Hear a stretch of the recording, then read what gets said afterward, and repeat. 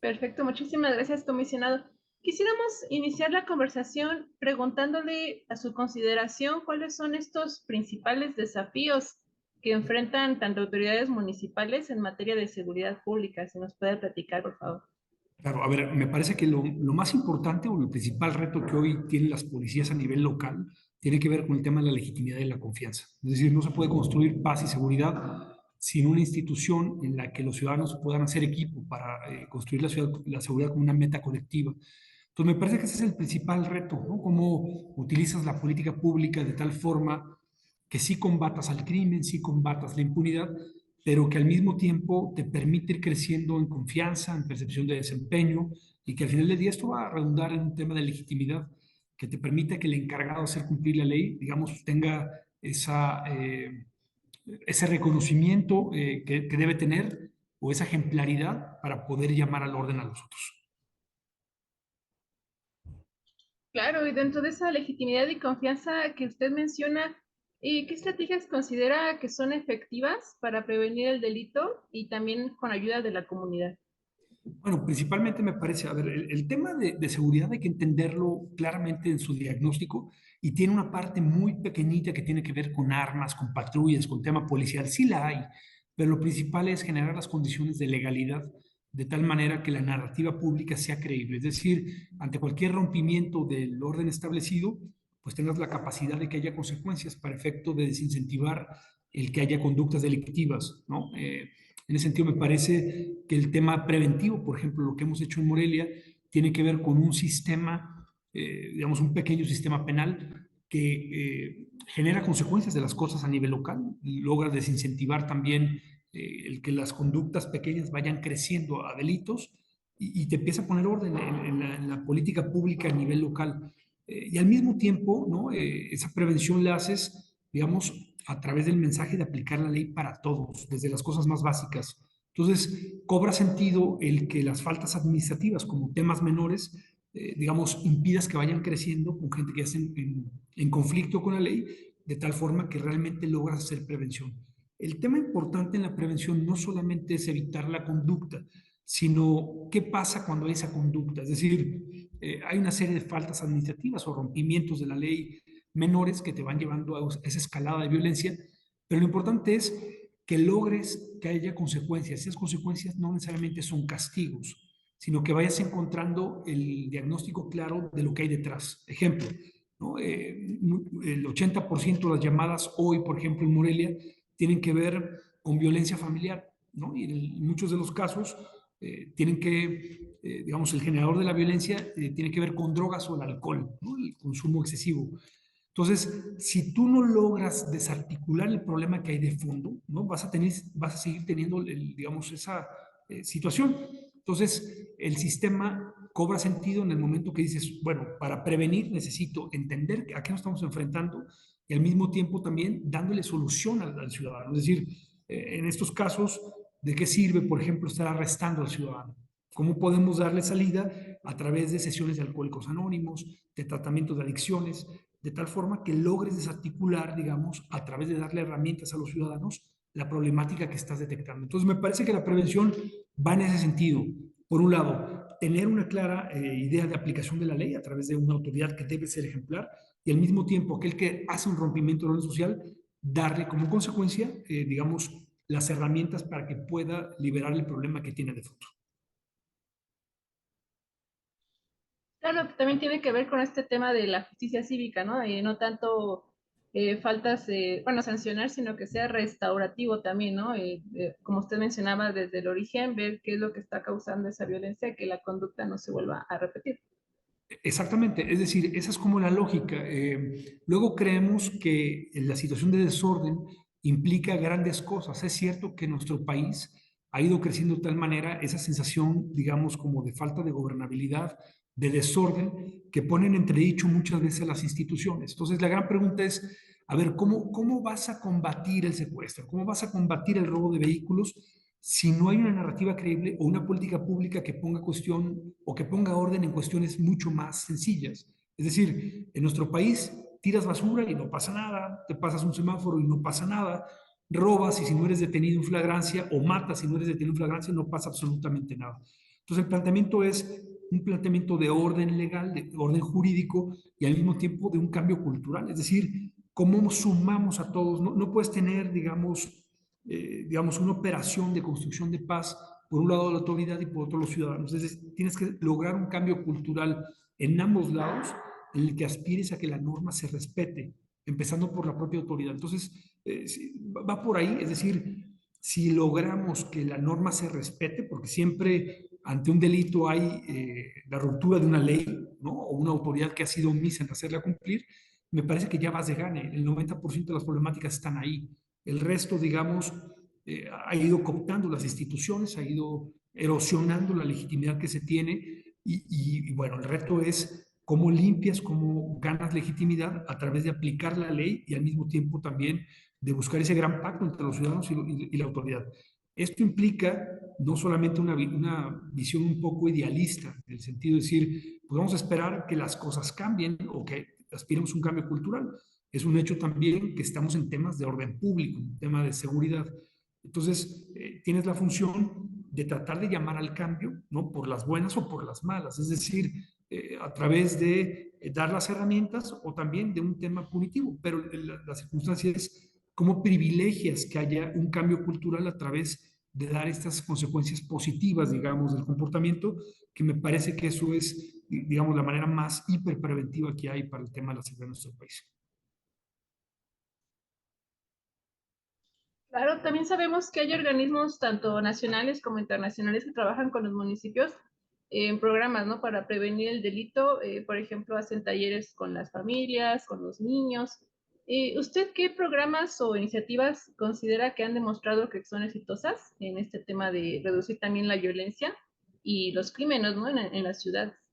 Sí, a ver, en esa ser equipo, digamos, con la ciudadanía, también ha cobrado mucho sentido y mucha importancia el tema de la cooperación internacional, principalmente en el caso de Morelia, el apoyo del gobierno de Estados Unidos a través de distintas agencias, como puede ser INL, que es la Agencia Antinarcóticos y de Aplicación de la Ley, y al mismo tiempo también USAID, que es la Agencia de Estados Unidos de Ayuda en el Exterior, nos ha permitido ir generando un sistema muy robusto que permita dar esas digamos, consecuencias o ese andamiaje que le dé a los ciudadanos la oportunidad de salir adelante.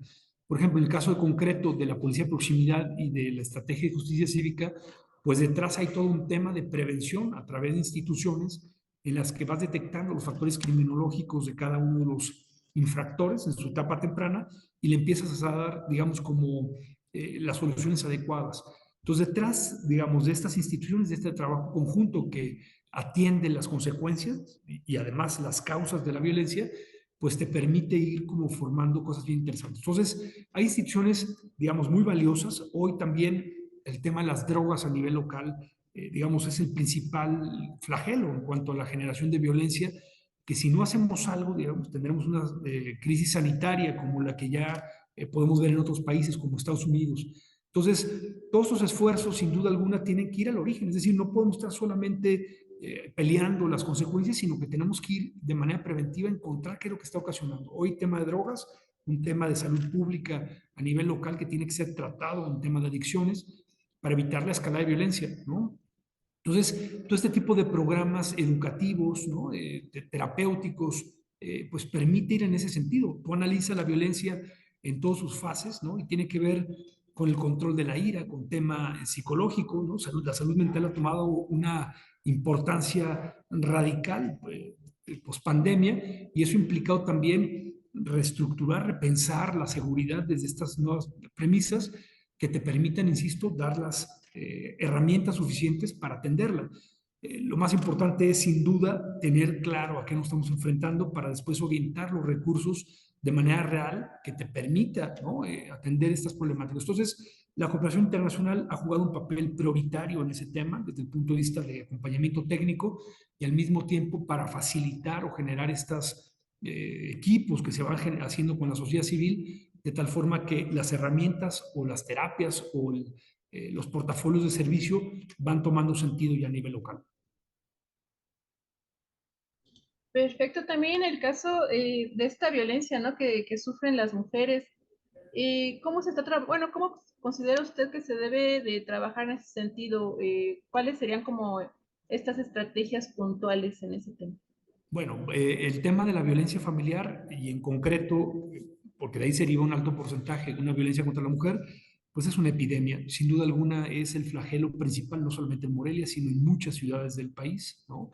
Y en ese sentido tiene que ser tratado como tal. Yo te diría, de ahí la importancia de entender los contextos, de entender la seguridad en un concepto mucho más amplio. Es decir, si solamente lo circunscribes al tema de la policía, pues cómo te metes a las casas, cómo te metes a evitar que haya violencia al interior de las casas. Ya implica, por tanto, una visión mucho más completa que involucre la cultura, la educación, digamos, el tema económico, la formación en valores, circunstancias que tradicionalmente no se ven desde el punto de vista o como se ha abordado en nuestro país. Entonces, me parece que estos temas de violencia familiar no tendrán solución en la medida en que logremos digamos, ese acompañamiento, ese reconocimiento a nivel cultural de que hay consecuencias no solamente en la comunidad, sino también a nivel de las familias, ¿no? Entonces, el tema de las drogas, ¿no? Insistiríamos en esa circunstancia, que tiene que ver con encontrar esas consecuencias y esas causas que están motivando la violencia. Entonces, sí me parece que todas las baterías, y eso lo hemos puesto en Morelia, ha sido un caso, digamos, complicado desde el punto de vista de la violencia contra la mujer, porque hay muchas heridas abiertas, hay muchas brechas todavía históricas, ¿no? Muchas deudas que tenemos con las mujeres, no solamente desde el punto de vista cultural, sino también de la seguridad que pudiera brindarse digamos, a nivel comunitario. Y bueno, lo importante es entenderlo, ponerlo como prioridades, ¿no? Nos ha servido mucho acá en Morelia tener una policía de mujeres y para mujeres. El 53% de los agentes de policía en Morelia son mujeres. Hemos generado una policía con rostro maternal, con un rostro de mujer que abraza, que protege, que está en esas causas. Y me parece que es una de las características principales donde hoy Morelia y su policía han encontrado una mística de servicio, una característica muy particular y que te vuelve mucho más sensible a este tipo de problemáticas. Sí, claro, también sobre todo en la protección de las víctimas que sufren violencia de género. Hay casos en los que obviamente hay refugios, ¿no? Para mujeres, se llevan a sus hijos. Otros dicen que no, que hay que sacar al agresor del ambiente, ¿no? Familiar. ¿Usted qué visión tiene al respecto? Bueno, me parece que en todos estos casos ya es una versión o una posición ya más reactiva, es decir, ante el eventual, digamos, peligro de la vida de una persona, no hay que dudarlo, lo que sea necesario hacer en el momento, si es llevar a una mujer a un refugio o momentáneamente también separar o sacar al agresor de la casa, me parece que ambas circunstancias tienen un carácter reactivo y hay que hacerlo, ¿no? En el fondo lo que te va a implicar realmente un cambio es que no haya violencia. Es decir, el factor de fondo es cómo evitamos que haya esa violencia y hay que entender por qué se está generando. Ayer me platicaban del caso de una señora a medianoche que fue golpeada por su pareja porque llegó intoxicado. Es decir, ahí mandarle a un refugio o sacarlo a él de la casa, pues es una prioridad para garantizar la integridad física de la mujer sin duda alguna, pero al mismo tiempo es cómo le das, digamos, seguimiento a eso, ¿no? Es decir, el separarlos y de tal forma después tener a la gente, digamos, en una circunstancia puede agravar las circunstancias de familia, ¿no? La persona que se dedica a sostener el hogar después te genera otras problemáticas. Entonces, el tema es cómo logramos que esa persona, digamos, cambie su comportamiento, quizá sea necesario un tema de adicciones, pues hay que meter un tema de tratamiento de adicciones. Entonces, más allá del tema reactivo que hay que hacerlo, implica pensar qué hay detrás, o sea, qué es lo que te lo está generando, no solamente la punta del iceberg, sino realmente la realidad que hay de fondo. Y eso es lo que debemos encontrar y debemos enfocar los esfuerzos. Pasa también por un tema de formación y de educación, o sea, en los niveles, digamos, de falta de educación, ¿no? En nuestro país son alarmantes, ¿no? O los niveles de falta de respeto, por la falta de o ausencia de valores, no solamente valores morales, sino valores cívicos, pues también es una característica. Lo que te quiero decir es, en el fondo, no podemos ir a atacar solamente de manera reactiva la consecuencia que estamos viendo, ¿no? En el ambiente cultural estamos bombardeados los jóvenes, los niños, nuestros hijos, habitualmente por narcocorridos, por narcocultura, por una violencia que invita todo el momento que está a una agresividad, y es decir, bueno, pues saquemos a alguien, saquemos al otro, lo que sea. Si no logramos incidir en ese tema de fondo que implica un tema cultural, difícilmente podremos resolver el tema de fondo. Sí, claro, también ahorita que nos mencionaba que hay una policía de género en Morelia, ¿y qué medidas pueden tomar los gobiernos municipales para mejorar la capacitación y profesionalización de los policías? Pero también aparte generar esta cultura, ¿no? Con la ciudadanía. A ver, ahí yo creo que tenemos que partir de un planteamiento, se los comentaba el día que estábamos saliendo de Alcaldes de México, decir que hemos generado un sistema de justicia y de policía bastante injusto, ¿no? Un problema tan grande como la seguridad de nuestro país o la inseguridad, se le hemos dejado a un grupo de personas. No nos importa más si están comidos, preparados, bien vestidos, no nos importa. Le hemos dado una placa y un arma a un grupo de personas que abandonamos, poco nos lavamos las manos porque no queremos involucrarnos en un tema que nos va a manchar, que nos va a comprometer. En ese sentido, pues me parece que ha dejado mucho que desear el tema de la formación o de la educación de los policías, porque ha sido un renglón olvidado. Hoy la reforma policial, principalmente a nivel local, implica que repensemos, que volteamos a ver de nueva cuenta a los policías como protagonistas de una relación que se habla de todo tú con los ciudadanos, que entiende la problemática, pero que al mismo tiempo somos congruentes con ese quehacer.